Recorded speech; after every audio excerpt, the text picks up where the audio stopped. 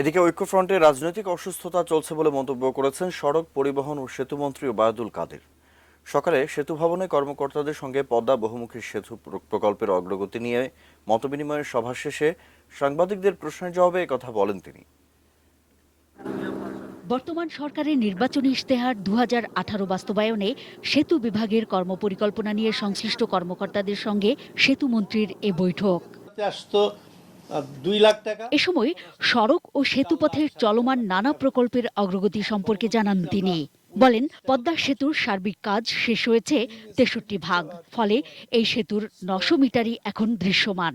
2022 সালের মধ্যেই কর্ণফুলী নদীর তলদেশে বহু লেন সড়ক টানেল নির্মাণ শেষ হবে বলেও আশা প্রকাশ করেন মন্ত্রী।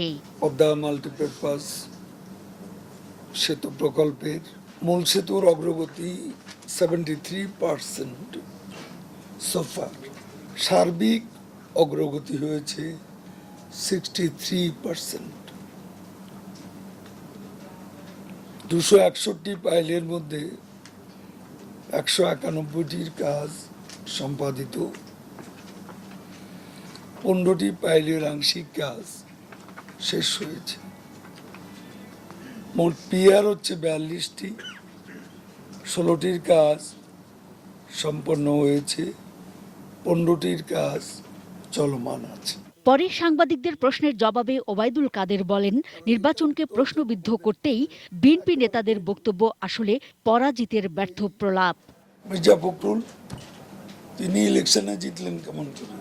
ইলেকশন নিরপেক্ষ না হলে উনি জিতলেন কেমন করে?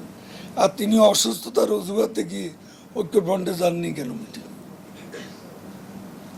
আসলে কি অসুস্থ? রাজনৈতিক অসুস্থতা। পরে সাংবাদিকদের প্রশ্নের জবাবে ওবায়দুল কাদের বলেন, নির্বাচনকে প্রশ্নবিদ্ধ করতেই বিএনপি নেতাদের বক্তব্য আসলে পরাজিতের ব্যর্থ প্রলাপ। গেল জাতীয় নির্বাচন নিয়ে আর সংলাপের আবশ্যকতা নেই বলেও সাফ জানিয়ে দেন ওবায়দুল কাদের।